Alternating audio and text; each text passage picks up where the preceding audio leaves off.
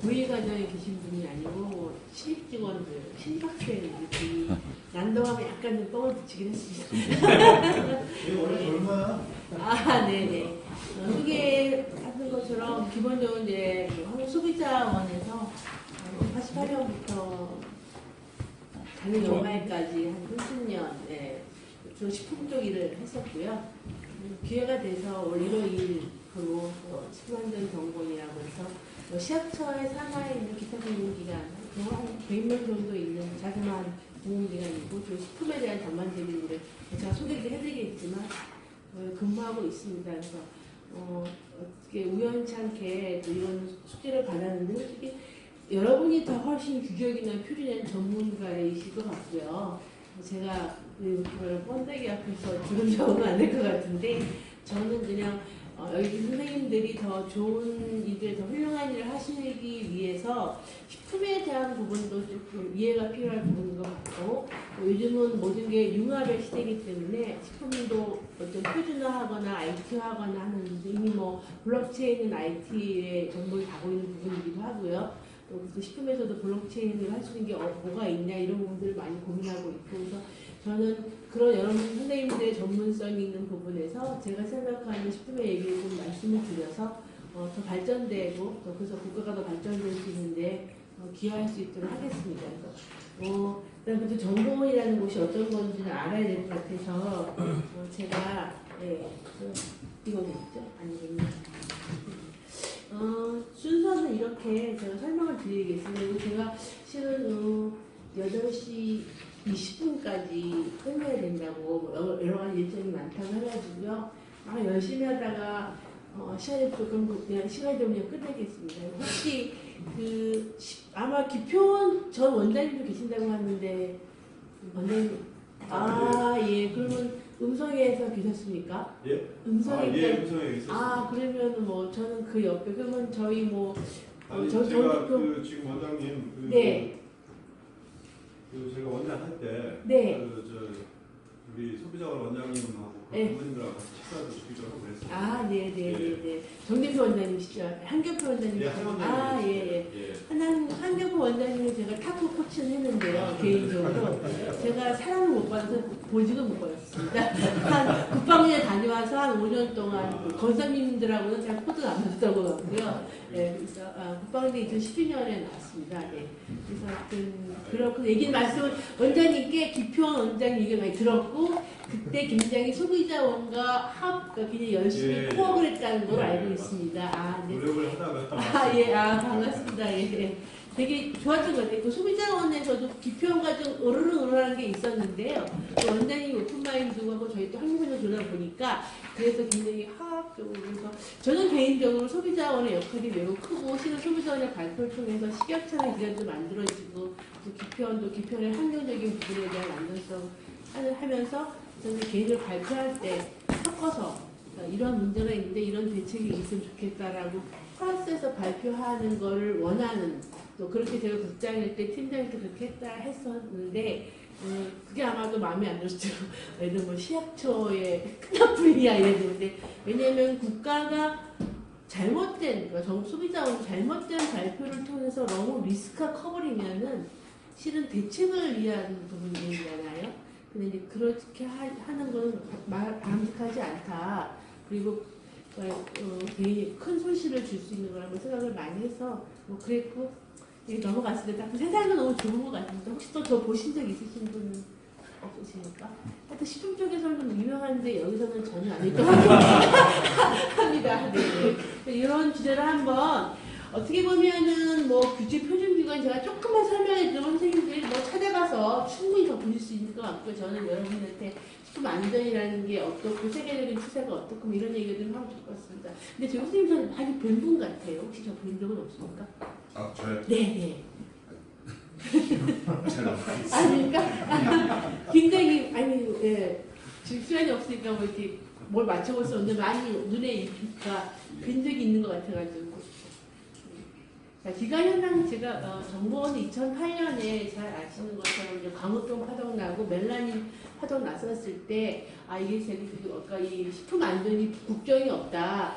그러면 금방금방 엄청나게 글로벌한 식품이 들어오는데 우리가 거기에 대한 현대적인 정보를 빨리빨리 알지 않으면 제가 이거를 칼라 프린터 해왔습니다. 이제 몇 분인지 몰라서 한번 앞에 계신 분들은 이게 안 찢어도 되는 게 편하게 보실 수 있게 왜냐면 제가 자료를 먼저 보내드렸는데 분명히 인쇄가 별로 좋을 거 아닌 것 같아서 시간 여기 계신 조교님과 통화가 안 돼가지고 이제 15번만 해가지고 왔습니다. 그러니까 보시면 칼라 인쇄도 보기 편하실 거고 사진을 찍으시지 않아도 될 것 같은 생각이 들어서 고생하실 것 같아가지고 얘기를 들으시는 게 꼭 좋을 수 있을 것 같아요. 그래서 그런 해외적인 해외 정보를 빨리빨리 입수해서 우리가 대책을 세우거나 기준에 넣거나 관리해야 된다는 취지에서 정보원이 만들어졌고요. 네, 2005년 7월에 안전정보센터로 이제 시작이 됐습니다. 그래서 현재를 보시면 정보원이 처음에 설립이 됐고 나중에는 정보원으로 바뀌었고요. 지금은 여러분 많이 주신 건강기능식품의 위해 사례를 보호받는 기관 지정이고 대부분의 정보 보조 사업입니다. 그 다음에 이제 정책연구, 여러분 혹시 식품안전나라고 들어보는데 최근에 JTBC에서 식품안전나라 얘기 뉴스에 나와서 전문가는 많은데 국물 잘 모른다. 예를 들면 런천미트 리콜 사례가 있는데 안전나라에 실리는데 잘 모른다고 이렇게 얘기하셔서 JTBC가 보도를 해주셔가지고 되게 활발하게 되고 했지만 실은 1년에 한 1,300만 정도가 왔다 가는 사이트입니다. 근데 저 식품 전문가인데요. 그런 시스템도 관리하고 있고 소비상담 일상구구라고 하는 여러분이 아마 식품 중에 보시면 맨 뒤에 일반 식품의 일상구구에 불량식품 신고하게 되어 있는 소비자원이 하는 시리에서 하는 피해 부재가 아니라 불량식품을 신고를 하게 되면 그걸로 행정처분까지 하는 시스템이 어떻게 되어 있냐가 중요할 것 같은데요. 만약에 내부자 고발도 많고요. 하는 중에 한 6만 건 중에 한 2만 건 정도가 행정 조치를 원해서 전화를 하게 되면 그걸 받아가지고 저희가 시약처를 통보해주면 시약처가 바로 지하철을 뿌려서 지하철에서 거기 공장이나 업체에 실사를 해서 그걸 피드백 받고 행정처분하고 했던 일들을 하고 있어서 이게 빠르게 살아있게 움직인다고 보시면 될 것 같고요. 건강기능 이상세는 뒤에 잠깐 설명을 드리면 깊게는 못 될 것 같아요. 왜냐면 이게 건강기능식품이라는 거는 특정한 성분들을 농축하거나 하는 되기 때문에 특이한 알러지가 있거나 또는 그걸 여러 개 합쳐 먹었을 때 부작용이 날 수 있는데 그런 부분들을 잘 정보를 모아서 다음에 재평가하거나 할 때 어떤 개선하거나 또 서초문을 바꾸거나 해서 우리나라뿐만 아니라 전 세계적으로 있는 제도이긴 해요. 이거를 이상세라고 해서 접수가 많이 됐다고 나쁜 건 아니고요. 접수를 많이 받아서 그걸로 어떤 실제로 어떤 문제가 있는지를 계속 모니터링하고 발전시키고 하는 일들을 해야 될 게 있습니다. 그 다음에 이제 전 이런 일을 하고 있고요. 저는 조직은 제가 올 와서 1월에 해서 4월에 이제 조금 더 체계화를 했던 게 저희 조직 내부입니다. 직원은 100명밖에 안 되지만 다들 연구원들이어서 자기 맡은 역할을 많이 하고 있고요. 주요사 제가 설명 미리 드렸는데 아까 해외적인 주로 하루에 7개 언어권 생각이 안 나네요. 비어 있을 것 같은데 189개 사이트를 매일 들어가고요. 우리가 수출 정보 이런 것도 많이 있습니다. 어느 나라 농산물을 어떤 수출을 했는데 걸렸다, 기준이 달랐다, 이제 뭔지 모르겠다. 그 나라 중국의 그 기준과 우리나라 기준이 뭐가 달랐는지 이런 것도 밝혀주세요. 또 요청음은 정보를 저희가 다 단순히 인터넷 검사만 하는 게 아니라 거기도 깊게 들어서 그 기준이 어디서 나왔고 그걸 충분히 심층 보고해가지고 그런 수출입에 대한 정보들도 제공해줘서 산업체도 도움이 되는 일을 하고 있고요. 보시면 됩니다. 이렇게 아까 드린 말씀 이력에 대한 부분이 그 식품 이력제 추적 관리라고 하는 부분이 소고기 한우 추적이랑 혼동하는 사람이 있어요. 한우에 대한 부분을 제대로 한우가 있는지 아닌지를 보기 위해서 걔가 태어나고 도축 증명서 촛불, 쓰리불 하면서 하는 그런 이회서의 이력이라고 하면 여기 식품의 이력이라는 거면 사고 났을 때 회수할 수 있게 이력을 플러스를 이렇게 하는 거죠. 그러니까 식품 안전에 필요한 이력이라고 하는데 우리나라는 아직 제가 분유 이유식과 건강기능식품만 의무제로 되어 있어서 얼마 전에 건강에 문제가 있다고 하면은 저희 원에서 바로 그거를 이제 통합망 있는 행망에도 쓰고 있는데 공무원들이 하고 있는 거에 해서 잘 조사해서 어디에 있는지를 회수할 수 있게 해주고 있고요. 일반 시험은 아직 의무화는 안 되어 있습니다. 수산물, 축산물도 아직 일수 단계인데 제가 96년도에 민계에서 한 달 정도 교육을 받은 적이 있었는데 96년도는 정말 한참인데 캘리포니아의 주 정부에서는 예를 들어서 만약에 어느 생선에 문제가 발생했다 그러면 그 생선에 있는 그 표지만 보면 얘가 어느 해역에서 어느 어부가 몇 월 며칠 날 수거한 건지가 나오는 거죠. 그래서 바로 그걸 해소하고 그 해역에 대한 검사까지 이루어서 안전을 확보한다는 걸 96년도에 들었는데 아직 우리나라는 어떻게 뭐냐면 여러분처럼 표준화에 가장 표준에 대한 부분이 필요한 부분인데 아직 우리나라는 농산물 시험을 배우지 않습니다. 이제 뭐 조기 좀 하려고 하는데 그러니까 농산물에서 한우나 순수 국산 조기냐 하는 그런 부분에서의 이력은 어떤 그 사람을 보호하기 위해서 국산임을 증명하기 위한 것이고 여기서 말하는 식품 이력이라고 하는 거는 문제가 발생했을 때 바로 회수 조치해서 더 이상 국민이 먹지 않게 하는 뭐 그런 거라고 보시면 되고요. 그 다음에 이제 아까 고모님 말씀드렸고 통화식품 안전망이라 해서 정부가 본 행망, 지자체 모든 공무원들이 한 200여 명이 들어와서 서로 교환하고 자료를 통계 처리할 수 있게 하게 되어 있고 일반 국민이 보는 부분이 식품 안전나라가 있고 뭐 산업체가 보고하고 하는 부분이 있어서 이곳은 생산 실적 같은 것도 1년에 식품에 대한 전문적인 통계 수치도 매년 하고 있고 책자가 나오고 뭐 자료가 나오고 있습니다. 네, 아까 그런데 뭐 실기 언어권 22개국이었는데 29개국에 대해서 저희가 조사해가지고 매일 조사 이런 것도 실은 이런 것들 뭐 대만산, 말레산 무술이라든가 대개 사춘대 계란 실은 제일 먼저 인지한 게 저희 정보원이었고요. 그걸 인지해서 트랜스퍼해서 행정 쪽에서 조치하는 과정들이 여러 가지 일이 생겨서 좀 늦게 보고되거나 좀 늦어지거나 그 당시 말씀을 드리면 이거 났을 때 그 물질이 그 사춘제 계란하는 그 물질이 우리나라는 쓸 수 없게 되어 있는 물질이기 때문에 당연히 없다고 얘기했던 거죠. 근데 알고 보니까 불법으로 너무 많이 쓰고 있었던 거죠. 그래서 사고 났다는 거고 인지를 제일 빨리 했다는 말씀드리고 수집고서 있는 한 2만 5천 건 정도를 하고 있으면 이걸 아까 매일 산업체 매일 수거한 4시까지 수거해서 정리해가지고 시약처에 보내면서 다음날 아침에 산업체 소비자에게 원하는 뉴스레터로 보내줘서 나는 산업체에서는 해외 정보에 대해서 기준이랑 빨리 움직이는 걸 인지하고 산업체가 뭘 할 수 있게 하는 일을 하고 있습니다. 그래서 그걸 통해서 이런 글로벌이라든가 시학회 홈페이지 통해 적극적으로 국가를 아는 조사 분석을 한다든가 시험 분석하는 사례 분석을 통해서 기준 기업을 어떻게 한다든가 통계 분석을 해가지고 각 보고서가 저희 식품 안전 정보 홈페이지나 식품 안전 나라에 수록이 되고 있습니다. 혹시 이런 게 필요하시다고 하면 정보원에 들어오시면 이런 자료를 다 보실 수 있다는 말씀을 드립니다. 그다음에 아까 말한 139 같은 거, 그 과거에는 그냥 내는 지자체별로 불량식품에 대한 거 했던 것을 이거를 통합을 해서 모든 1399에 저희 원에는 1399로 연락이 와서 이걸 가지고 통합 관리하기 때문에 훨씬 더 데이터라든가 관리라든가 얘기가 잘 돼 있다는 말씀을 드리고요.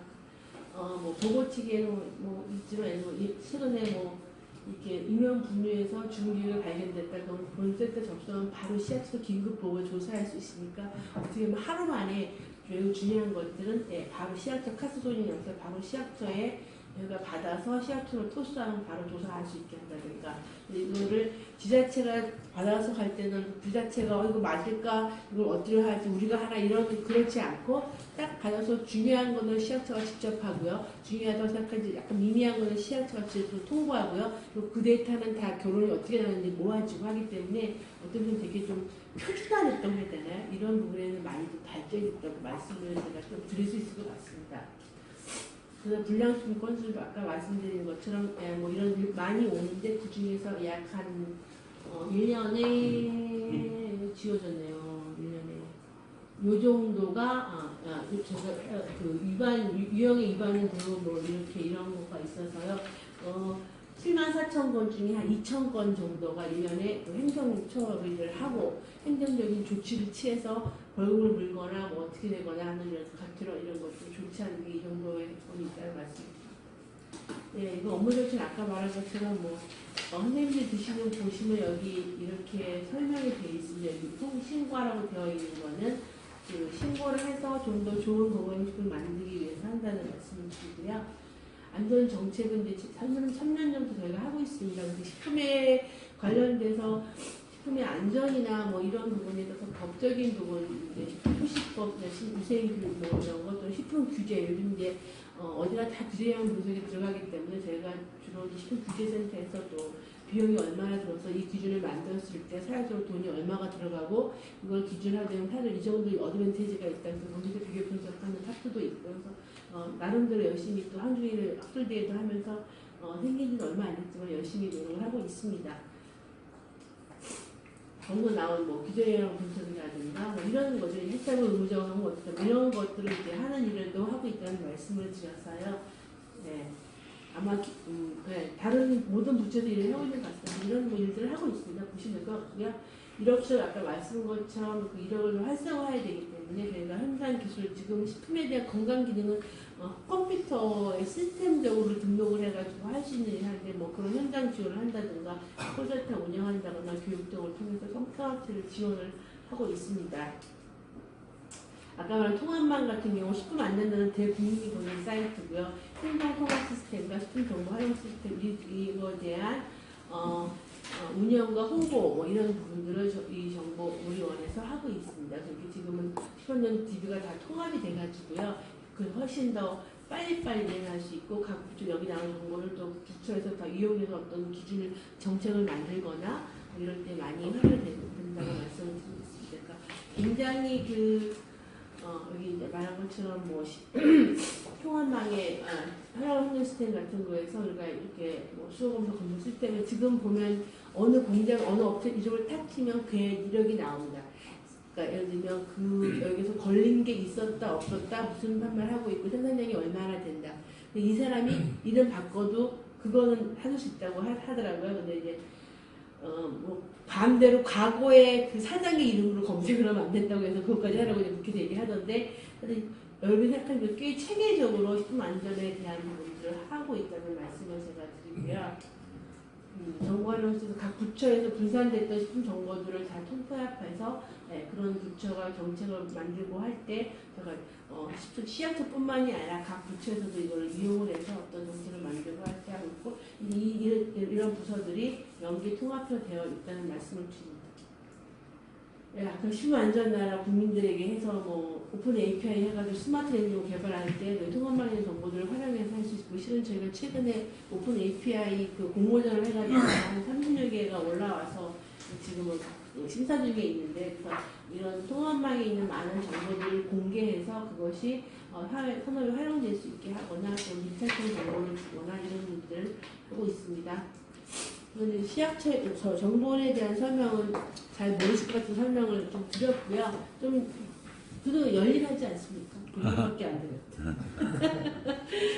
제가 식품 소비자보호원이 그 기재부 산하에 처음 이 PB로 출발했었죠. 그다음 이제 공정위로 왔었는데 그 다음에 이제 시약처에 오니까 시약처는 최근에 부처가 된 지 얼마 부처죠. 된 지 얼마 보니까 시약처의 산하직에서 돈이 너무 없더라고요.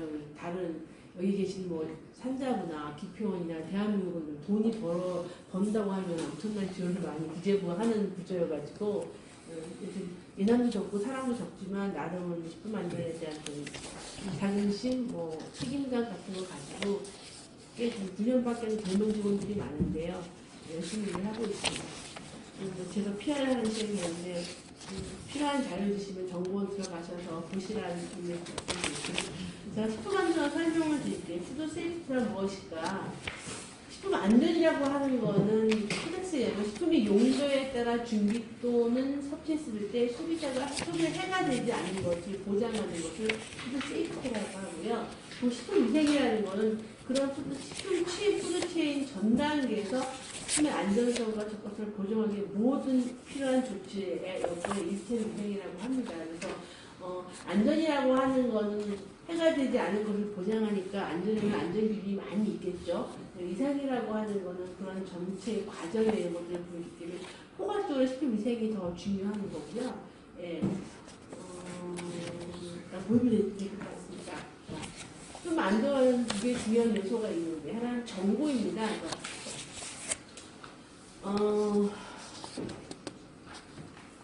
관찰이나 측정을 통해서 수집하는 자료를 실제 문제에 도움이 될 수 있도록 지식하는 그 자료, 정보이고요. 과학은 그거를 증명하는 지식인 거겠죠. 근데 왜 정보가 중요하냐면 아까 해외 정보도 정보에 출발을 했는데요. 과학적인 한계를 아마 저도 전공이 과학 이과고 무슨 얘기긴 하지만 우리가 예측하지 않았던, 알고 있지 않았던 문제가 많이 생깁니다. 그래서 심지어는 이제 우리가 어떤 문제가 있으면 뭐 식품이라고 하면 여기에 이런 기준도 뒤에 나오죠. 그게 다 안전하면 안전할까? 그 기준을 넘어가지 않았으면 안전할까? 라는 퀘스천이 많이들 있습니다. 그리고 그게 절대적이냐? 그러지 않거든요. 그래서 외국에서는 심지어는 이제 요즘에 그 정보나 과학에 검사하는 거 말고 어떤 세계적인 논문이 굉장히 많이 나와 있으면 그거를 논문들만 수집을 해서 그걸 가지고 분석해서 어떤 안전성, 영향성들을 평가하는 일들을 하고 있어요. 다시 말하면 과학은 단순히 실험으로 데이터 나오는 게 아니라 그거에 대한 포괄적인 더 세계적인 정보의 엄청난 논문들을 보고 거기에 갖고 분석을 통해서 어떤 영향이라든가 미래 예측을 한다고 하는 일까지 지금 우리는 하고 있는 추세라고 보시면 될 것 같고요. 수집은 뭐 다 정보원이 현재는 신뢰할 수 있는 것들을 우리 원이 수미에서는 수집을 하고 있고 과학적 근거나 바탕으로 체계적인 분석과 원인 기반으로 사람의 영향이 죽는지 아닌지 가능성들을 도출하고 이걸 통해서 조치를 하게 되는 일을 하고 있는 거죠. 근데 이제는 제가 안 만들어 이게 붙진 않습니다. 진동은 잘 아시겠지만 꽤 많이 발생을 하고 있고요. 이건 통계적인 건데 그 미국의 질병관리소 CDC라고 하는 곳에서는 한 1년에 한 4분의 1 정도의 정도의 사람은 식품을 통해서 뭐 중대하든 경미하든 간에 푸드포이즌에 대한 한번 노출된 경험이 다 있다고 하는데 우리나라 집단 하루만 7,000명 뭐 이런 정도가 신고를 하는데 이거보다 실은 더 많이 있어요. 여러분도 아마 뭔지 모르는 잘못 먹고 속이 안 좋았던 경험들이 많이 있을 것 같고요. 신동사고는 뭐 미국에서도 이 샷돈하고 130건이 집계되는데 이 시리얼을 가지고 해서 굉장히 많은 살모넬라균을 가지고 130건이 파악이 되는 미국시도 큰 나라고 실은 우리나라보다 훨씬 취계가 잘 되어 있기 때문에 어떤 일이 발생했을 때 그 데이터 수집하거나 하는 게 뭐 잘하시는 풀먼 슈퍼케이크 같은 경우는 2,000명이 넘는 사람이 살모넬라균에 노출됐죠. 살모넬라균은 되게 시리어스하다고 해야 되죠. 어떤 균은 한 불황당 많이 있어야 병이 나는 얘는 한 10개 미만의 셀만 있어도 병을 일으킬 수 있는 균이고 잘 알다시피 농산물 단계, 계란 단계에서 오염이 있다는 거죠. 이거 하시는 게 뭐냐면 이제는 기준이 아니라 파이널 프로덕트에서 무슨 기준 만드는 그게 아니라 과정이 중요하다는 게 노출이 많이 되고 있습니다. 살충제 계란도 마찬가지고 이 케이크도 마찬가지죠. 그 케이크에 뭐 남백을 어떻게 했는지까지 그리고 파이널에서 케이크에서 그 많은 대한민국에 판매하는 케이크들을 다 검사할 수도 없는 거고 그 비용도 안 되고 검사라는 건 늘 랜덤하게 하거나 어떤 인정했을 때 하는 거여가지고 저는 여기서 시사하는 게 여러분 생각하는 표준화 아까 교수님도 말씀하신 것처럼 과정을 좀 더 철저하게 해야 되는 것을 규범으로 만들어야 된다는 저는 시사하는 바가 있다고 합니다. 그렇지 않고 파이널에 대해서만 기준 지켜라고 하면은 뭐 업체에서 자체적으로 자가 품질을 검사하기도 하지만 국가가 매번 다 검사할 이 어마어마한 식품을 다 할 수가 없거든요. 그래서 저는 과정을 중요한 이 기준으로 바뀌는 생각을 이거 보고 많이 느꼈습니다. 비교적 서열적인 미국에서도 로메인 상추를 통해 5명이 사망까지 하는 일이 있어서 굉장히 과학이 발전되고 새로운 걸 하더라도 계속적으로 특히 요즘 소비자들이 옛날처럼 저차 가격 그러니까 신선한 식품들을 뭐 주로 옛날에는 우리가 식물성 섬유는 콩나물이나 시금치 나물 부처들이 여러분 요즘은 그냥 상추나 양상추를 샐러드 드레싱해서 그냥 먹는 일이 많기 때문에 맞죠. 요즘 나물보다 주인께서 아마 다 샐러드 많이 그래도 건강하기 때문에 왜 비타민C도 파괴되고 하니까 그렇게 되면 이런 균이 노출되어 있다면 제거하기가 쉽지 않아서 미국도 로메인 상추 사건이 났다고 하고 뭐 여러분이 5.17 G7이라는 그때 미국은 엄청나게 일본에 많이 죽었는데 그때도 아마 제가 알기로는 모스닥 같은 식물에서 나왔어요. 요즘 오히려 고기는 뭐 익혀 먹기도 하고 또 도축 과정 중에 뭘 하긴 하지만 농산물에서의 미생물이라는 이 오염이 돼서 식중독소가 나는 게 되게 많이 일어나고 있는데 그 이유는 과거보다 더 못하진 않지만 우리가 저차 가공, 워싱만 하거나 해서 먹는 일이 많기 때문에 균을 죽이거나 제거하는 쪽이 좀 많이 줄어서 노출이 되고 있어서 식품의 기준이라는 것은 그 당시 식생활을 어떻게 하고 있느냐와 연관이 돼서 기준을 강화하거나 해야 된다 하는 말씀을 드리고 이것 또한 이런 것도 네. 그래서 과거의 미생물학자들은요 뭐 아무렇게나 뭐 지저분한 용수 쓰고 지저분한 땅에서 새초를 만들어도 머싱하고 익히면 되니까 문제 없어라는 게 한 10년 전까지 생각을 바뀌었습니다. 농산물을 깨끗하게 만들지 않으면 가공을 하는 과정들이 제어가 잘 되지 않는다. 그러므로 용수의 기준, 토양의 기준을 해서 거기서 사는 작물이 안전하게 해야 된다는 게 지론이기 때문에 그것 또한 제가 보더라도 과정이 중요하다는 생각이 듭니다.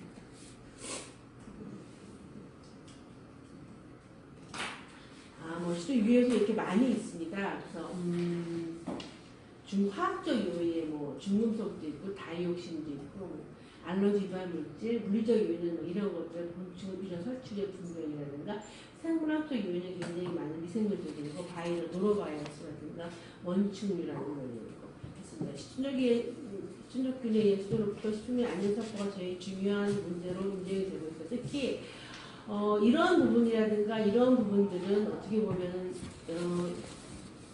아주 옛날 일본에서 무슨 이따의 병이라든가 그 폐강초에서 카드님이 와가지고 그걸 먹고 급속 중독성이 걸리는 아주 특이한 거 빼고는 약간 쌓이는 부분이 있는 거지만 이 생물학적인 요인들은 아까 말한 살모넬라 집단 발병하고 로메인에 있는 오일피 때문에 사람이 죽기도 하면서 굉장히 이 생물학적 요인에 대한 안전성이 매우 중요한 이슈로 지금 되고 있고요.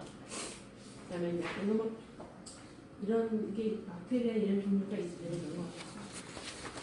알다시피 자 식품은 우리가 매일 먹고 여러분의 생명을 유지하는데 매우 중요한 수단이고 생명 유지뿐만이 아니라 건강까지 합니다. 옛날에는 식품이 그러면 그냥 생명 유지를 하기 위해서 열량이나 필요한 기본 영양소를 섭취하는 정도였다면 지금 여러분 식품은 공기를 왜 드십니까? 건강하려고 드시지 않겠습니까? 그쵸? 그래서 지금의 식품을 바라보는 국민의 시각은 식품을 통해서 건강해지고 싶고 행복해지고 싶어서 여러분 사모님이 콩나물, 시금치, 나물 묻히지 않고 가서 양상치 누가 좋다고 하면은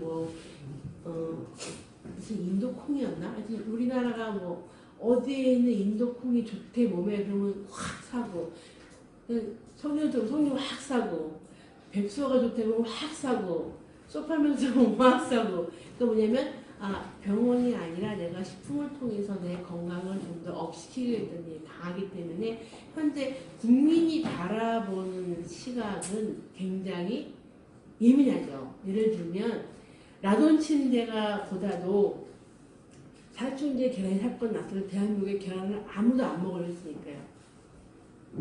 인정하세요. 그래서 식품에 대한 관리가 되게 힘든데 우리나라가 식품을 그렇게 선제적으로 관리가 하고 있지는 못합니다. 한번 이제 기호 설정에 대한 걸 제가 설명을 드리겠습니다. 그래서 기준이 위법된 게 예를 들면 톳 다시마환에서 중금속이 많이 나왔다. 38배 검출된다. 여러분이 회초를 많이 드시면 토실 거예요. 아마 식품 안전나라 가면 정보가 있는데 그 톳에 좀 비소가 높은 게 있어서 삶은 거 드시는 게 좋습니다. 팁으로 설명을 드리면 자연 중에 있는 걸 어쩔 수 없는데 회초로 이런 정보가 있고요. 또 잔류농약이 초과된 수입품들은 이런 거 많이 문제가 있고 중금속 참치라든가 다이옥신 같은 거 실험하기 좀 어렵거든요. 그래서 다이옥신 뭐 이런 것들이 계속 나와서 그래서 이제 외국은 어떤가 외국도 마찬가지고요. 이런 곳에서 한 명이 죽고 되고 뭐 150만의 벌금을 묻고 이런 데서 오일출이 나와서 리콜 조치하고 파산하고 미국은 직무적 책임이 크기 때문에 그렇죠. 이런 분들이 왕왕 나고 있다고 하고 일본도 마찬가지로 1,400 분들이 나고 홍사이권까지 되는 일이 있었고 이런 일이 있었고요. 그래서 이거는 뭐 참고로 그러면 이렇게 소문 하나만 가지고 미국에서 조사해보니까 6년도의 논문인데 약 37빌리언의 정도의 손실이 있었고 이런 균들에 의해서 나라마다 엄청나게 많은 그런 비용이 지불되는 것을 볼 수 있습니다. 그러니까 지금 우리도 만약에 거기까지 안 가지만 우리가 건강보험과 관련해서 식중독 푸드 포이징으로 인해서 발병이 나서 그걸로 얼마나 경제적으로 손실이 났나 이렇게까지 논문은 못하고 있습니다. 그런데 한 10몇 년 전에 식중독 사고로 했던 분에 의하면은 그 당시에 꽤 많은 우리나라 GNP를 치면은 꽤 많은 돈이 제가 기억을 못하는데요. 생각하는 것보다 엄청난 돈을 많이 지불하고 있던 게 그 당시 보고가 돼서 그때 잠시 이제 식중독에 대한 관리를 잘해야 된다는 게 이제 그 보고서가 기재부에 먹혀서 좀 시약처 푸드 세프티에 대한 것들을 많이 받았는데요. 외국도 이런 게 있고 이런 조사들을 좀 많이 해서 그런 이제 여기 계신 분들은 주로 생산을 하는 쪽에서 종사하시는 거로 알고 계시지만 제가 뭐 식품 안전하는 것도 약간 속상한 거는 뭘 만들어서 돈을 버는 것도 중요한데 이렇게 어떤 제도를 만들어서 돈을 쓰지 않는 일을 벌이는 것도 되게 중요한 부분이다. 그래서 제가 기재부에 저도 이제 당연히 일을 하게 되니까 그런 걸 이제 내년에는 한번 우리가 그 기재부로 설명할 때 이게 안 되면 이 정도 돈이 들어가니까 이걸 할 수 있는 돈을 주세요라든가 하는 쪽으로 방을 틀어야 된다는 방향의 전환이 있습니다. 저 추정력이 신빙성이 있는 거예요? 네, 있는 겁니다. 그러면 지금 비교를 해보면 굉장히 재밌는 게 일본은 지금 어떤 국가의 그 국민 소비나 인구로 봤을 때 굉장히 적거든요. 이거는 그 발병했던 환자 수라 제가 이 논문을 다 보지는 못했지만 발병한 환자 수라든가 치료라든가 다 포함이 되는 거고 어떻게 보면 일본보다 미국이나 유럽 쪽이 훨씬 더 이런 제도가 오래도록 분석하는 게 있기 때문에 보시는 것처럼 굳이 일본만이 많이 나온 건 아니고 우리나라는 아예 없고요.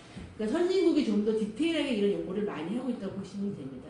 근데 일본이 먹는 거에 대해서 제가 알기로는 미국이나 유럽보다 더 까더라고요. 제가 알기로는 그렇게 알고 있어요. 저는 반대로 알고 있어요. 그래요? 네. 하여튼 뭐 어쨌든 간에 근데 지금 비교를 해보면 지금 영국보다 일본이 거의 한 2배 정도 국민소득 가까이 되거든요. 인구도 2배 이상 되고요. 근데 지금 비교를 해보면 지금 수십 분의 1이에요. 그러면 그거는 뭔가 이유가 있는 거 아닐까요? 제가 그것까지는 분석을 못했는데요. 글쎄 아니 근데 그거는 한번 분석해 보는 게 굉장히 중요할 것 같은 게 제가 아는 기본적인 생각으로는요. 우리나라는 이거에 대한 아까 일본이 안전하지 않습니다. 자, 우리나라는 예를 들면 5.15 H7으로 사고로 사람 죽진 않았거든요. 한자인데 거기는 한 1,000여 명이 발병했었죠. 환자 엄청나게 한 10년 전 이 사건 때문에 미국의 CDC가 일본까지 가서 그걸 해결해 준 적도 있고요. 그다음 아까 이따가 칸 놔두면 폐강촌에서 그거를 관리하지 않아서 거기 농수에 그 농작물에 그 폐강촌에 물이 들어와서 그걸로 사고가 나서 집단 어마어마한 발병이 나는 우리는 그런 게 없습니다. 아니 이따위는 워낙 옛날 얘기고 그래서 일본이 식품 안전에 대해서 우수한 나라가 아니라는 말씀을 드리고요. 자, 방사능 부분에 봐서도 그렇죠. 그리고 일본은 공개하지 않는 나라입니다. 일본의 가장 한 거는 일본에서 식품에 어떤 문제가 나거나 하게 되면 오픈 마인드로 그거를 많이 공유하지 않고 있는 나라들이라고 보시면 되고요. 식품은 기본 유럽 같은 경우는 수입국이기 때문에 그 기준이라든가 이런 게 엄격히 관리하고 예를 들면 어느 정도냐면 과자가 되게 지방이 많은 지방이 많은 가정에 나면 심혈관을 일으키고 하기 때문에 유럽에서는 벌써 몇 년 전부터 포화지방을 3g 이하로 낮추자. 여러분 하루 과자 몇 개 먹으시면 15g이 넘어가는데 WHO는 15g 이상의 동물성과 삼겹살의 기름 같은 거 먹지 말라고 하고 그러니까 유럽이 훨씬 더 안전에 대해서는 굉장히 발전된 나라이고 그렇기 때문에 연구도 많이 하는 거로 보시면 될 것 같습니다. 다만 이것은 여기 나온 논문들을 중심으로 제가 논문들을 중심으로 소개해드리는 거여서 그것까지 어떤 방법을 했는가 제가 또 한 번 논문을 써야 되는 거니까 제가 이걸 드린 이유는 이렇게 경제 손실이 많다는 설명을 드리기 위해서 제가 갖고 온 거고 식품 안전이 매우 중요하다는 걸 하기 위해서 전력드렸다고 말씀드립니다. 이건 진짜 이 자체가 연구해볼 만하네요. 일본 같은 경우는 또 아베가 조사했네요. 아베. 2006년도에 아재개그네. 2006년도고 또 이게 또 연도가 좀 다른 부분도 있는데요. 그걸 저도 한번 유심히 보긴 하겠습니다. 우리나라는 아직 이런 데이터도 없다는 말씀을 드립니다. 거기까지 유력이 없죠. 그 다음에 이제 위반 사례에서 뭐 이렇게 아프라토신 같은 부분에도 뭐 횟수가 많이 이렇게 여기 쭉 있는 것들이 실은 뭐 살균의 벤조피렌이나 이런 거. 근데 이제 벤조피렌이라든가 이런 성분들은 과거 10년 전에는 없었습니다. 그러니까 기름을 막 쓰는 거면은 여러분이 기름의 산가 그럼 들어볼지 모르겠어요. 화학 보셨으면 기름의 안전은 산가 가상물가만 하면 된다고 생각했습니다. 근데 최근 과학이 발전되면서 기름을 많이 튀게 되면 벤조피라는 바람성 물질이 나오는 게 난리가 한번 난 적이 있고요. 또 감자를 기름에 튀게 되면 아크릴아마이드가 나와서 또 한다고 뜻서 감사합니다. 그게 나와서 실은 과학이 발전되면서 규제가 못 따라가고 있는 부분이 있습니다. 그래서 그런 부분 때문에라도 아까 말한 제가 누님하자고 과정이 중요한 부분이 있다라는 말씀을 드릴 수 있습니다. 그럼 이제 식품의 기준으로 여러분이 표준 기준도 있고 규술 표준은 제가 옛날에 몇 번 회의는 과거에 갔었지만 어떤 성분들은 어떻게 된다 이렇게 하고 기표원에서 이제 항균제 했었을 때도 항균 시험 이렇게 해주려고 도와드린 적도 있고 기준 맞는 것처럼 식품 기준이 있는데요. 그래서 식품 기준의 스탠다드는 이런 첨가물, 기구, 용기, 포장 등의 이런 포장에서 지하의 바를 규정하는 것이라고 보시면 되고요. 규격은 식품 첨가물 등의 용기, 투정 제품에서 성분의 특성을 정의한 것이죠. 위생상의 위해 방전, 품질 확보는 최저 수준이라고 보시면 되고요. 최저 수준입니다. 그래서 식품 등의 제조 유통 과정에서 영업자가 준수할 수 있는 행위의 규범을 해놓고 최종 소비자가 섭취할 때까지 유지되어야 한다. 얘는 대장균이 없어야 된다. 뚜껑 열기 전까지는 없어야 되는 거. 이런 걸 보시면 될 것 같고요. 식품 공전이라고 여러분 들어본 적이 식품 공전이 위생법에 의해서 만드는 시약처장의 식품에 대한 기준을 고시한 거고 여기에 제조할 때 사용할 수 있는 원료는 무엇이고 어떻게 제조해야 되고 검사는 어떤 방법을 하고 파이널 식품 중에는 적합해야 되는 기준을 정해놓은 책이라고 보시면 되고 어떻게 보면 식품하는 사람은 바이블이라고 보시면 됩니다. 식품 법률 근거는 1962년도에 처음에 주류 간장에 대한 기준부터 나오기 시작을 해가지고요. 파이널 최근에 2016년 일부 개정돼서 이게 마지막 버전일 것 같고요. 이걸 근거로 해서 식품위생법을 근거로 해서 식품안전처장이 식품공조를 만들어서 거기에 디테일하게 만드는 방법, 사용할 수 있는 원료, 파이널에 어떤 기준이 있는지 이런 것들이 다 있다고 보시면 됩니다. 식품공조를 보시적인지 표현 공조의 구성은 유당이라고 하면 유당이 어떻게 해서 분말한 것을 말한다. 제조 가공은 이렇게 해서 해야 한다. 식품 유형은 뭐다. 규격은 파이널에 이런 성분 규격 수분이 5.0 이상이고 얼마 이상인 거로 되고 위의 요소 세균은 이렇게 이동. 예를 들면 5개의 샘플 실험을 했는데 그 중에 2개는 최소한 10,000이거나 5만 이상 넘는 2개 이상 넘으면 안 된다든가 이렇게 대장균 이게 위의 요소에 대한 기준을 해놓은 겁니다. 성분 규격과 위의 요소에 대한 기준을 두 가지 같이 기준을 가지고 있습니다. 그래서 보시면 공유 같은 것들이 이 정도 카드뮴 이렇게 해서 이런 기준들을 정해진다. 그럼 이런 기준은 도대체 어떻게 만들어진다? 제가 설명을 드리겠는데요. 같은 콩서류, 콩 이렇게 되어 있는데 왜 이거 이렇게 되어 있고 땅콩 견과류 왜 더 낫지? 이런저런 부분들이 있는데 이런 기준을 어떻게 만드냐면요.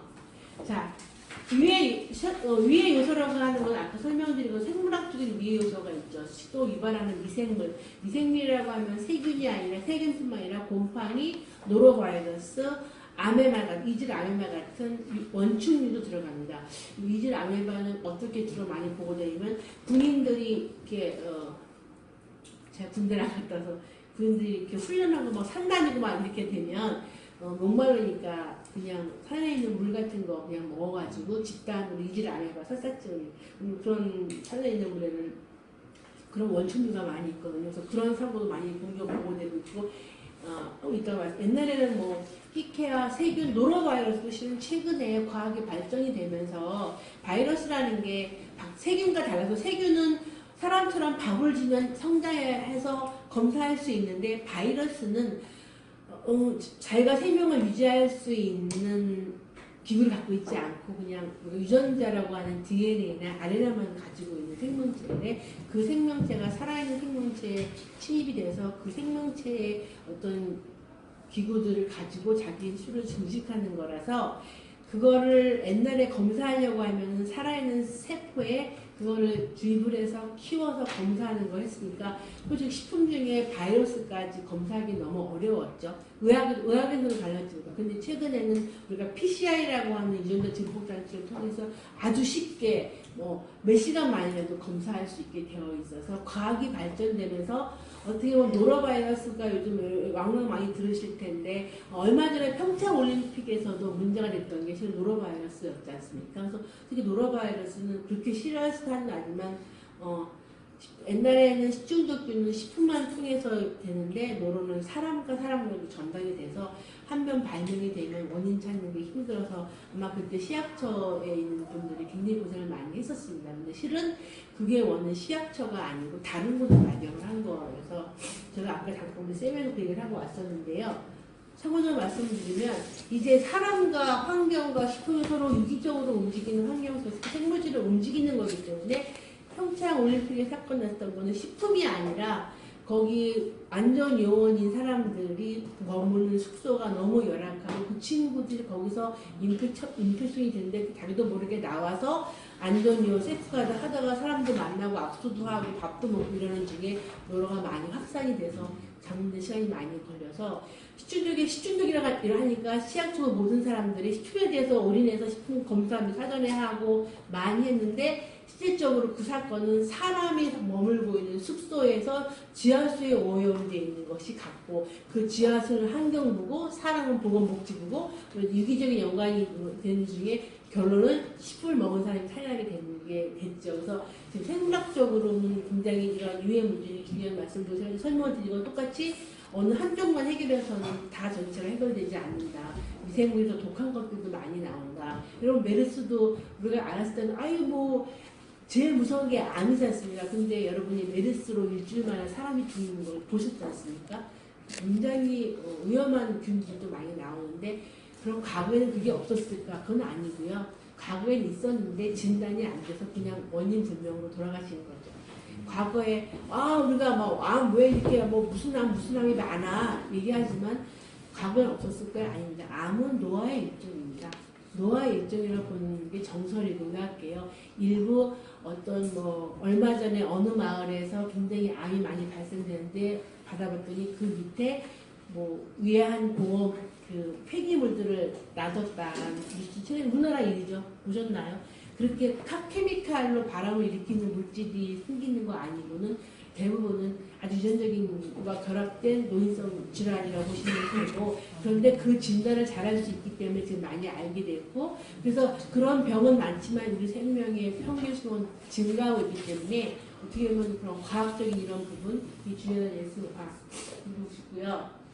그 다음에 이제 의도적 비료적으로 생기는 잔류물질 이게 뭐냐 의도라는 거는 자 농작물을 하기 위해서 농약도 써야 되기도 하고 하잖아요. 그러니까 또 보존료도 넣어야 되는데 이런 것들은 의도적인 화학물질이고 비유적인 거는 이제 토양이 오염이 되고 그래서 아프라토신도 생기게 되고 아까 말한 해양이 오염되고 비소가 식품 중에 나오기도 하고 이런 것들이 이제 비유적인 것들이라고 하시면 되면 의도적인 부분에 대해서는 또 관련된 비유적인 부분들의 원인이 골치가 아픈 거죠. 왜냐하면 환경을 바꿀 수 없으니까. 그래서 이제 옛날에는 조개 같은 걸 잘 먹었는데 요즘은 조개 많이 안 좋아하는 사람 중에 한 사람은 지금 저도 그러는데요.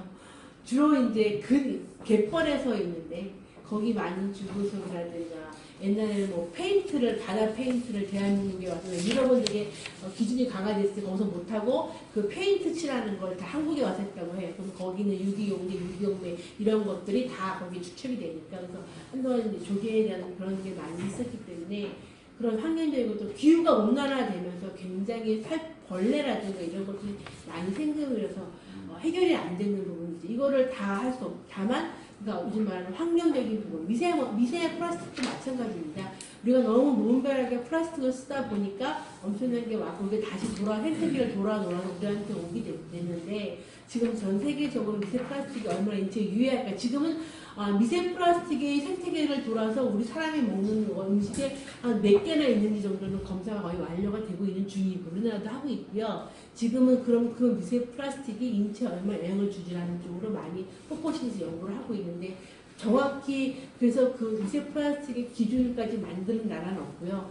저는 미세 플라스틱 기준 만들기 어려울 것 같고요. 다만 그걸 인지해서 우리가 미세 플라스틱 사용을 줄여야 되는 게 굉장히 중요하다.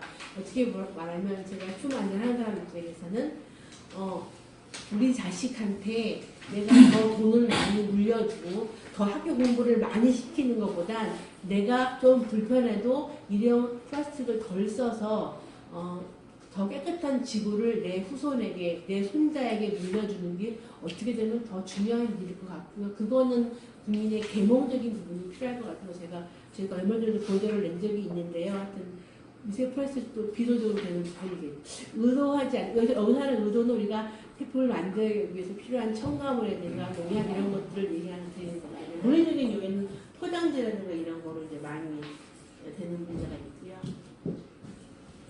되게 국제적 식품 안전 관리 요소라는 거 이렇게 화학, 생물, 물리 또 사용하지 마냐는 물질 이렇게 해서 의도적인 거, 비의도적인 걸 통해서 기준을 관리하고 있고 현재 기준이 의도적인 물질 이 정도, 농약은 400, 농약 463 동물 이렇게 많은 것들을 허가되고 있고요. 비의도적 혼유물에 대해서는 뭐 이런 것 노출되지 않거나 검출량을 관리하고 있고 이거는 생산 과정 중에 이런 파이널 프로덕트에서 많이 관리한다고 보시면 됩니다. 질문이 있는데요. 저기 물리적 요소 보니까 이물에 기생충도 있잖아요. 네. 그 저번에 그 케찹에서 고덕이 나왔는데 식약처 관계자가 고덕이 먹어서 안 죽는다고 그 답변하는 그 태도가 식약처 직원이 만나 의심이 됐는데 저도 그렇죠.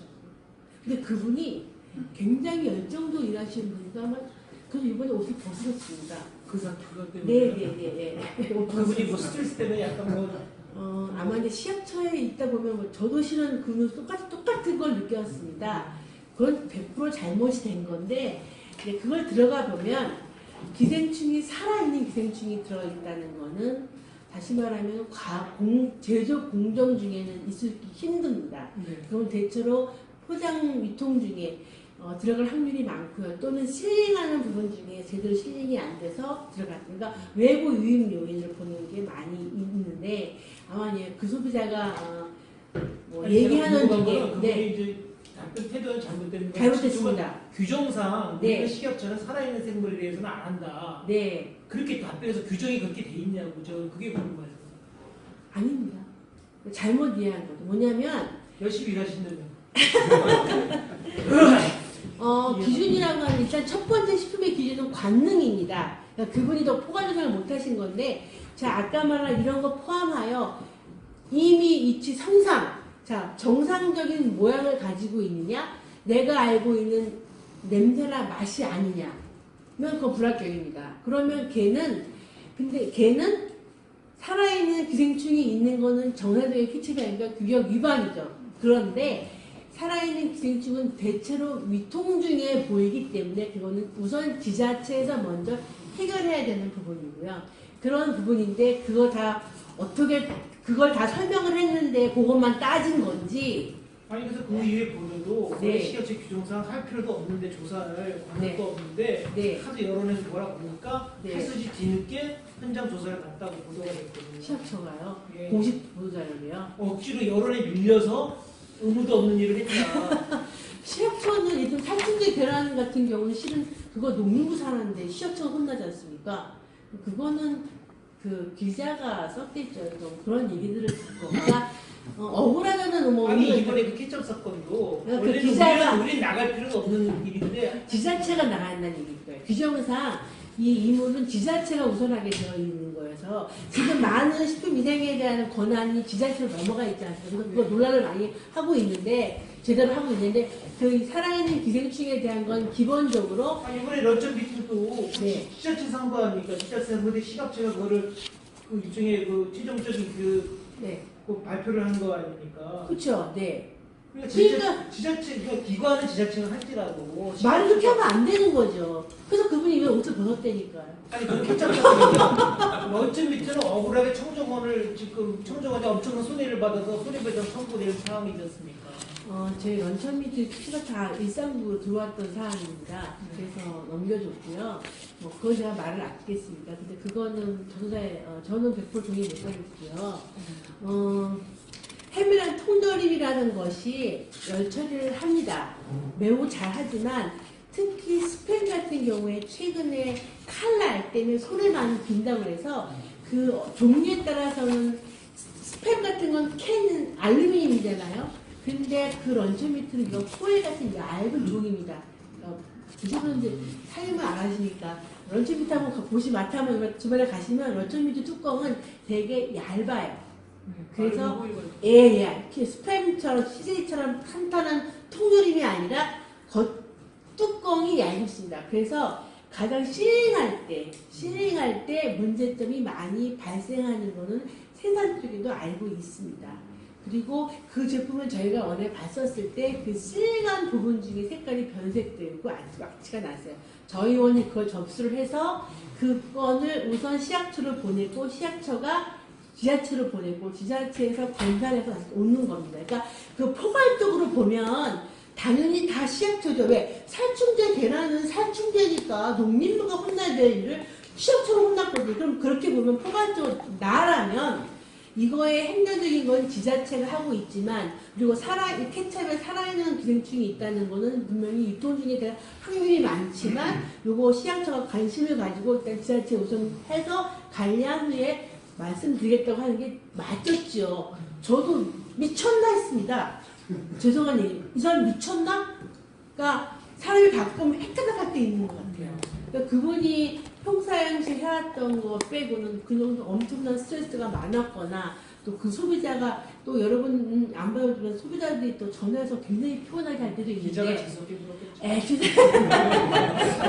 여러분들도 저도 얘기할 때 단어 사용을 잘해야 되는데 그거는 저는 100% 잘못했다고 동의하고요.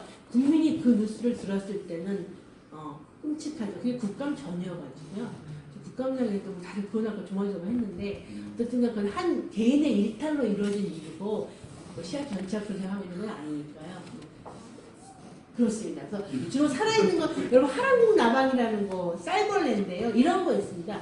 우리 애가 분유를 먹였는데 거기에 살아있는 벌레가 들어가 있다든가 벌레가 죽어 있는데 팔다리 날개 다 있는 게 나왔다. 그러면 저희 전문가들은 기본적으로 화랑국 나방은요 플라스틱 뚫어요. 그러니까 유통 중에 비닐 새우깡 봉지를 뚫고 들어가서 무슨 알을 까고 살아요. 근데 제조 공정을 보시면 벌레가 있을 수 있는데 온전한 성체를 못 있어요. 날개가 부러져 있거나 뭐가 찌그러져 있어야 되는 거지. 말짱이 똑같이 잘생기는 게 들어있지 않는 건 들어가는 거죠. 유통 중에. 그래서 제가 소장을 했을 때 마트 탈정할 때 쌀과 공산품을 좀 분리해라. 그래서 유통 중에 벌레 나오는 것이 대부분은 유통 중에 많이 들어가요.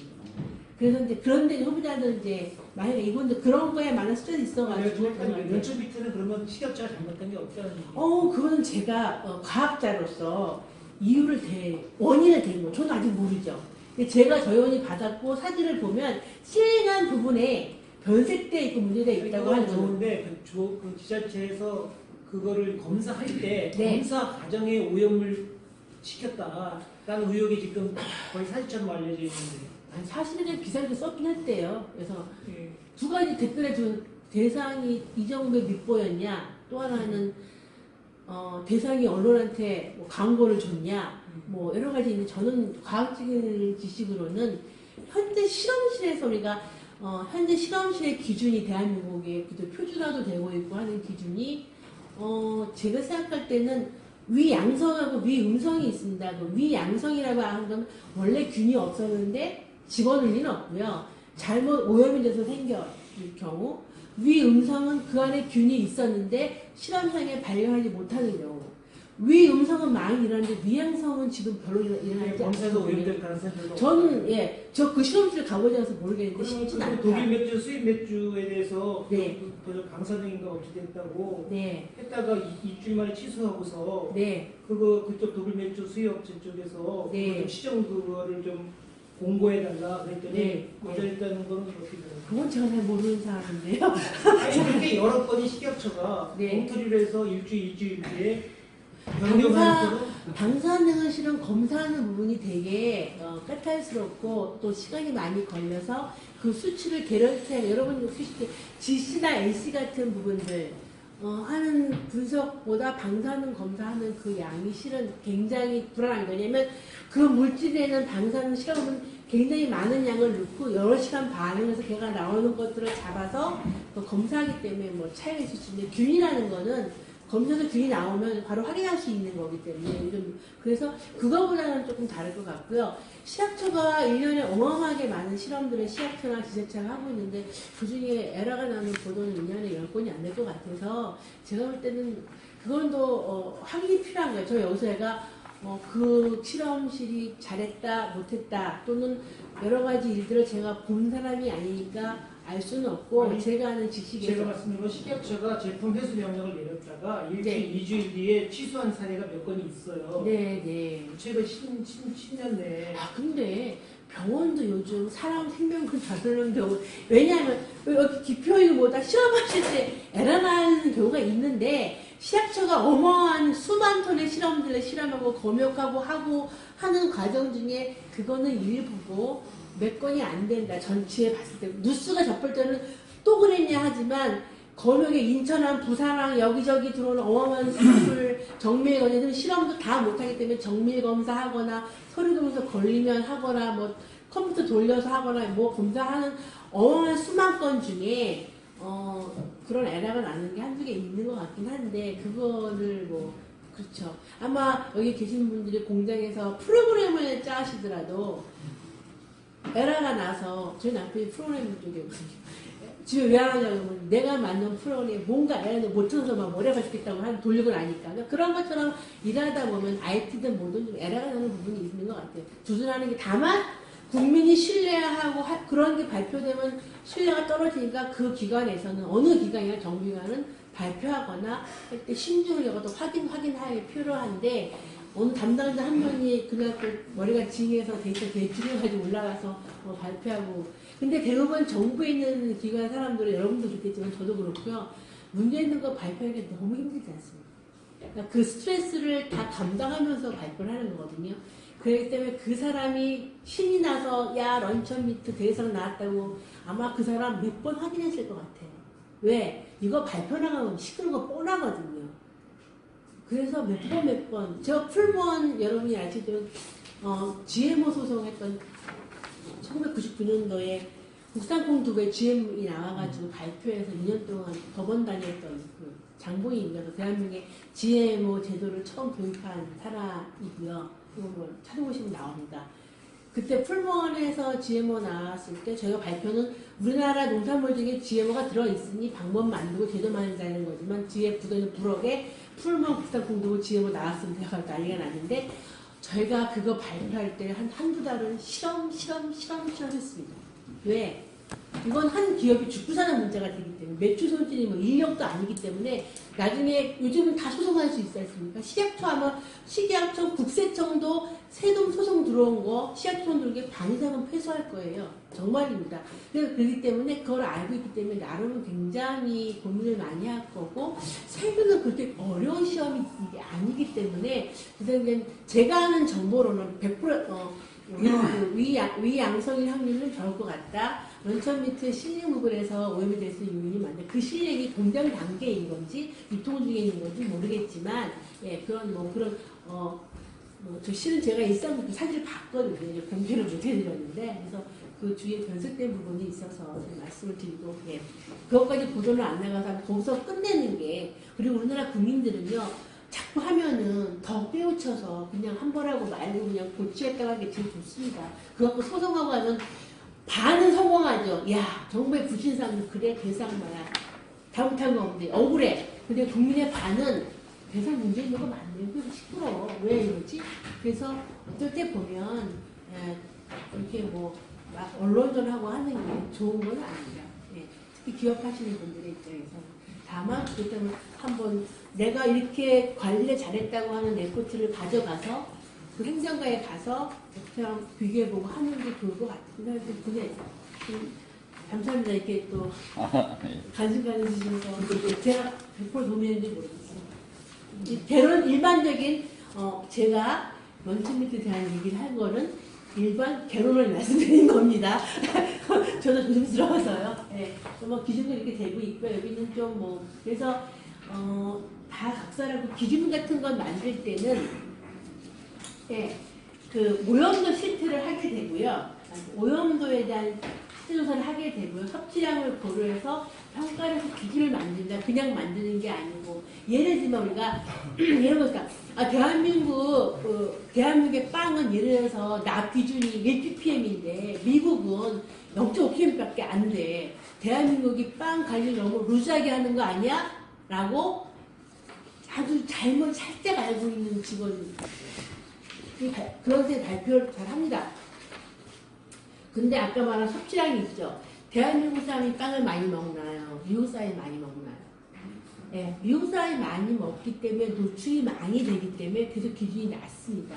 그럼 대한민국은 먹량이 많은 것, 쌀은 더 높겠죠. 더 강하겠죠. 대신 밀이라든가 많이 안 먹는 거는 적고 또 중금속 중에도 유효도가 다르기 때문에 중금속에 따라서 기준치가 다른 거다. 그래서 노출량, 얼마나 부분이 노출되고 있고, 그 다음에 섭취를 얼마나 하고 있고. 근데 이걸 기준을 만들었는데 다 범법자를 만든다. 그러면 그 기준치를 좀 조정을 해서 분량을 좀 줄이는 부분까지 가면 제가 설명을 드릴 텐데요. 이걸 읽어서 아까 이런 노출도로 발생을 해서 위험성 확인 뭐 이런 것들을 통해서 기준을 평가해서 위험성을 확인하고 위험성을 결정을 하고 노출 평가해서 위에도 결정해가지고 기준을 만들게 되는 위해 평가를 하게 되고 그래서 위해 평가들을 뭐 이렇게 해가지고 만든다. 한번 읽어보시면 될 것 같고요.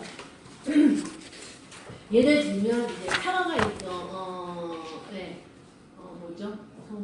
카드뮴에 노출했는데 카드뮴 기준 한 달가 1kg당 25 마이크로그램을 넘으면 안 되는데 오늘 보니까 과일률 0.8% 추가 노출이 있다. 그래서 뭐 현재 20.9%로 카드뮴이 노출이 됐는데 0.8% 이 정도는 아직 여유가 있다. 이런 식으로 보시면 되고요. 그 국가마다 노출량이 다르고 섭취량에 따른 게 다르기 때문에 기준도 당연히 나라와 좀 다를 수 있다는 말씀을 드리고 현재 우리나라의 카드 섭취 수준은 안전한 수준이지만 노출 저감화를 위한 노력을 많이 하고 있다는 말씀을 드립니다. 그래서 여기 보시면 이제 가연료 카드의 분포를 쭉 해봤습니다. 그 시나리오로 S1 여기 하게 되면 기준이 0.01로 하게 되면 노출 감소율을 이 정도 주는데 우리나라 국민 노출 감소율이 몇큼 주는데 부족함이 3.5%가 되고 3월에 기준을 0.05% 기준을 5배 올리게 되면 우리나라의 노출 감소율은 반으로 주는데 국민이 카드뮴에 노출될 확률은 반으로 주는데 부적합률은 이 정도로 0.04%밖에 되지 않다. 그러므로 기준의 시나리오 S1보다 S3로 가는 것이 국민의 노출에도 그다음 문제가 되지 않고 대한민국의 범법자를 많이 만들지 않게 되고 하는 이런 과정을 통해서 기준을 만들게 된다라는 말씀을 드려서 그냥 기준을 막 만들고 위해가 있다 만드는 게 아니라 노출, 국민 얼마나 노출되냐 얼마나 위해가 있냐 그러면 부적합률까지 모니터링을 통해서 이 시스템을 가지고 기준을 만들고 있고 또 이 만들어진 거를 또 WTO에 보내서 과학적 근거 내밀어서 우리가 이게 무역 장벽이 아니라 우리나라 국민도 노출되기 때문에 우리는 기준을 이렇게 강화해야 된다라든가 이런 걸 통해서 얘기하고 있는 게 되는 거죠. 네. 그래서 이제 그런 기준이 만들어지게 되면 예고안을 만들게 되면 환경 정책과 일반 예고를 하고요. WTO에 의견서를 보내면 자 우리나라 이런 규제에 대한 노출 평가를 통해서 위해도가 이 정도 나와서 우리나라는 사과에 대해서 또는 바나나에 대해서 비료 농도를 이렇게 했어. 이거는 이런 유해성이 있으니까 그렇게 알아. 라고 하고 그 규제로서 제출위원회 광동 타닥선이 규정규격 검토를 한 보통 2달 정도 걸린다고 그게 오게 되면 그거 오케이가 되면 이 오케이는 건 먼저 WTO 이게 불필요하게 니네들이 바나나 수입을 자체 사과 농가를 보호하기 위해서 매출도 얼마 안 되는데 수입의 사과를 못 들어오게 하기 위해서 기준을 너무 강화해서 안 보이는 무역 장벽을 만든 거 아니냐라는 걸 평가하기 위한 거죠. 그래서 요즘은 비관세 장가, 관세가 아닌 보이지 않는 이런 기준을 가지고 굉장히 많이 왕래하고 있고 세계적으로 굉장히 강조를 많이 하고 있다고 보시면 되고 그래서 이런 기준 만들소제법에 골시하게 됩니다. 국제조화는 제가 설명을 드리면 저보다도 많이 하실 것 같아요. 저도 WTO가 출범을 했고 그래서 일단 기본적으로는 무역 장벽을 제거하고 자유무역을 촉진시켜서 하자는 취지가 되는데 WTO 체제에서 비관세 장벽만 가지고 이 자유무역에 대한 게 해결이 안 되는 한계에 부딪혔죠.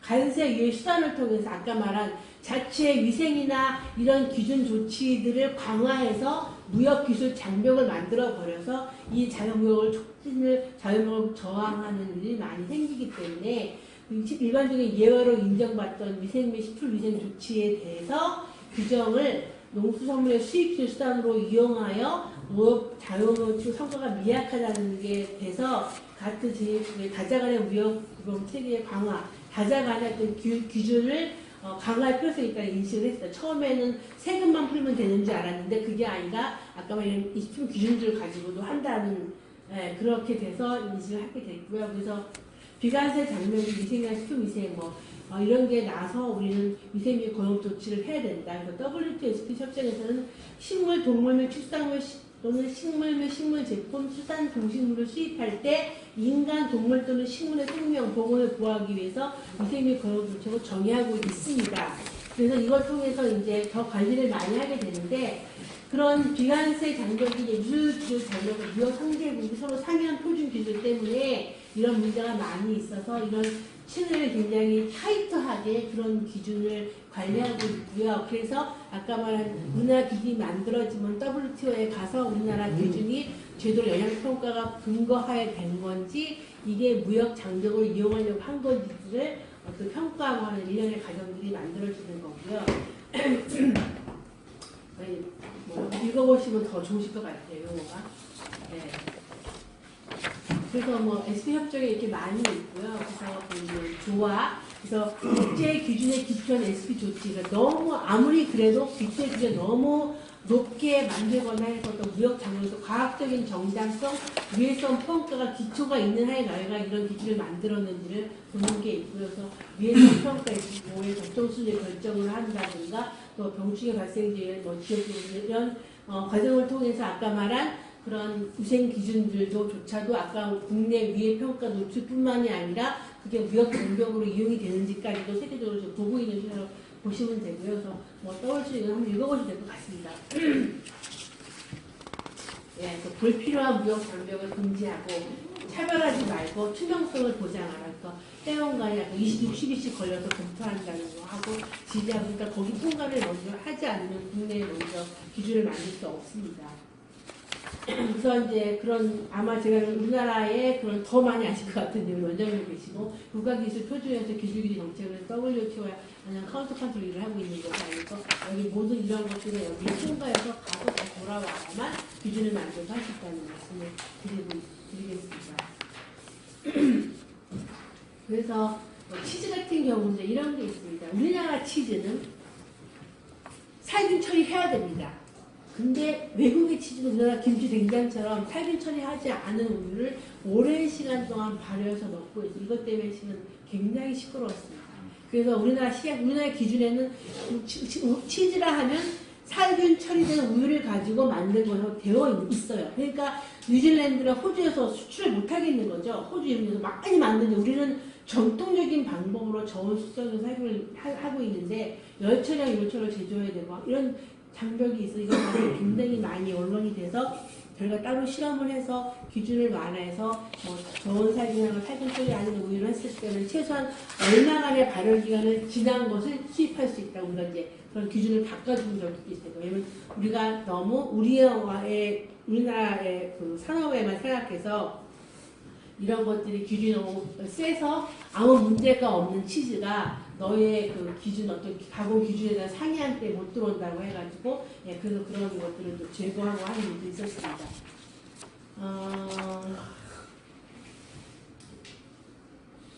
이거 국제 기준 코덱스 있고 OR 있고 IPC 이런 것들이 국제 기준이 있습니다. 뭐 코덱스 잘 아시는 거고요. 국제 식품 규격이라고 해서 그 코덱스의 그 기준에 준하기도 하고요. 우리나라 코덱스 같은 거 보면 우리나라 코덱스에도 이렇게 그 규격이 이렇게 있고요. 코덱스 스탠다드 있고 실행 기본 있고 가이드라인 있고 우리나라 보면은 그 시간 금지 이런 걸 우리나라가 오랜 세월 작업을 해서 이게 한 1년씩 뭐 한두 달 되는 게 아니고요. 이 국제적인 기준을 만들려면 대한민국 김치라고 이걸 만들려면 뭐 스탠다드는 한 2, 3년씩 걸린다고 하는데 우리나라도 이제 많이 스탠다드나 또는 다른 뭐 이런 걸로 들어가 있습니다. 이거는 될 것 같고요. 네, 이렇게 코덱스 기준을 만들 때 이런 제안하고 총회하고 이렇게 해가지고 꽤 오랜 세월이 돼야만 파이널의 스탠다드로 간다. 우리나라 간장 이런 거 만든 거 되게 고생을 많이 한 거겠죠. 네, 국제 표준학을 IS는 더 잘 아실 것 같고요, 저보다요. 네, 보면 우리나라의 IS에 22,000의 식품 안전 경영 시스템이라든가 또 여기에 뭐 실험실을 측정기를 이런 것들이 들어가 있습니다. 뭐 햇값도 마찬가지고요. 한번 읽어보시면 될 것 같고요. 제가 최근에 요즘 이제 그 생산 단계는 현재 농산물이니까 아까 파이널 프로덕트에서 실험만 하고 기준만 만들어지는 걸 가지고 안전을 담보하기 어렵기 때문에 세계적인 추세에는 미국 같은 경우에는 과정까지 다 이제 달라고 할 겁니다. 지금 그 추세가 그렇습니다. 그래서 미국이나 유럽 같은 경우에는 파이널 기준뿐만이 아니라 이걸 하기 위해서 어떤 일련의 과정을 거쳤는지 1차 농산물 콩 심어서 콩 나와서 수확해서 유통해서 오는 이 과정에 대한 안정성의 입증을 보여라. 하나의 표준화겠죠. 우리나라 실은 그게 지금 떨어져 있습니다. 농산물 법이 있지만 그거는 안전에 근거하기보다 품질에 되는 거죠. 안전은 맞다고 보고. 근데 저희 볼 때는 아직 우리나라는 많이 부족합니다. 아직도 그냥 뭐 농업을 써도 되면서 어떻게 보면은 지금 식품시약처나 농림부나 헬스부나 또는 이런 부서에서 서로 코업이 돼서 너무 힘들어하는 농민이지만 그들에게 더 미래적인 걸 보여줘서 과정에 대한 부분들의 안전을 어느 매뉴얼하고 그거를 통해서 담보된 제품을 하지 않으면 어쩌면 10년 뒤에 대한민국은 그런 과정에 문제가 많기 때문에 저희가 뭐 양식장에 하는데 아직도 생사로 막 뿌리고 있고 죽은 물고기 모아서 뿌리고 있고 안전이 검증된 사료 쓰지도 않고 있고 뭐 이렇게 되고 하면 나중에 수출이 막히는 부분이 있습니다. 그래서 우리가 표준화 기준 스탠다드에서 한 발 더 나가 지금 새로운 무역 장벽일 수도 있고요. 좀 더 안전한 식품들을 자기 국민에게 주기 위해서 우리가 알고 있는 스탠다드는 몇 가지 기준만을 가지고 통과하냐 아니냐 실은 그것도 못 맞춰서 지금 불량으로 오는 게 꽤 많이 있거든요. 근데 그게 아니라 지금은 처음부터 끝까지의 안전성을 보려고 하기 때문에 어떻게 보면 기준의 관리라든가 이런 게 좀 더 우리가 강화되지 않으면 어려울 거라 생각이 드는데 이 여러 가지 부처가 같이 일하는 게 쉽지는 않을 것 같고요. 뭐 향후에는 뭐 이력 관련 같은 것도 이력은 힘들지 몰라도 블록체인 같은 거나 한우라든가 이력 같은 것들은 또는 인증서 이게 안전한 이게 유기농이라고 이런 인증서들은 블록체인을 통해서 다 묶어지면 굉장히 빨리 확인할 수 있는 게 돼 있기 때문에 뭐 제가 식품을 하고 선생님들이 주로 공업, 뭐 IT 아까 얘기했던 그런 분이 계셔서 그런 쪽으로 한번 연구해 보시면 입증하기 쉬운 한우 또는 아까 말한 해외 유기농 인증이라든가 그런 관리들 내가 어떻게 했다. 자, GMO를 내가 국산콩으로 들어왔는데 내가 이거를 관리하기 위해서 여기 인증서다가 뭐 선박에 분별 유통해서 했다는 증명 이런 증명들을 페이퍼로 올 게 아니라 블록체인으로 오게 되면 그냥 한 번을 쉽게 볼 수 있기 때문에 훨씬 더 표준화되고 과학적으로 좋을 것 같아서 제가 아는 범위는 그쪽이 좋을 것 같고 그런 연구는 싶으면 조금 아시면 싶으면서 그걸 연구해서 개발하는 것보다 선생님들이 개발하는 게 더 좋지 않을까 생각했었습니다. 그런 말씀을 물수산물 이런 걸 그렇게 하는데 네. 수산물은 그 관리가 어려운 건지 네. 일본이 그 방사능 오염된 그 네. 수산물을 네. 우리가 수입 금지했다고 WTO 제소를 했잖아요. 네. 우리가 그 일본 수산물이 안전하지 않다는 걸 우리가 입증을 해야 된다고 하더라고요. 입증 책임이 네, 우리한테 있다는 것 같아요. 제가 맞나요? 아니 그럼 네. 지금 우리가 뭐 잘못하면 수출길이 막힌다고 하는데 네. 미국이 뭐 까다롭게 그러면 니네가 입증하라고 하면 되는 거 아니에요? 방사능 오염의 문제는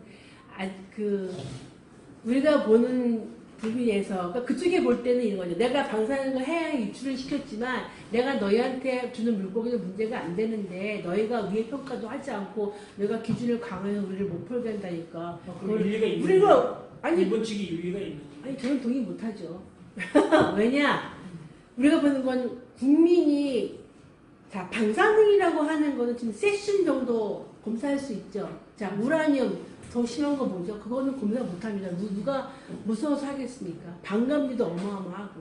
그러니까 우리가 아는 세슘 몇 개 검사할 수 있는 걸 가지고 그게 없다고 해서 내가 분명히 방사능을 뿌리고 있고 너희 받아서 큰 건데 우리는 이런 거 있어서 우리는 못하겠다고 지금 버티고 있는 거고 우리나라 국민 정서상 또 안 되는 부분이 있지 않습니까? 특히 우리나라는 품에서 굉장히 예민한 민족이지 않습니까? 몸에 안 좋다고 하면 많이 줄이고 안 먹고 또 좋은 거 많이 먹고 그러니까 이런 국민 정서도 있기 때문에 정부 입장에서는 그걸 할 수는 없고 아까 말한 그런 부분은 되는 거죠. 네. 근데 네. 세슘이 검출은 안 된 거죠.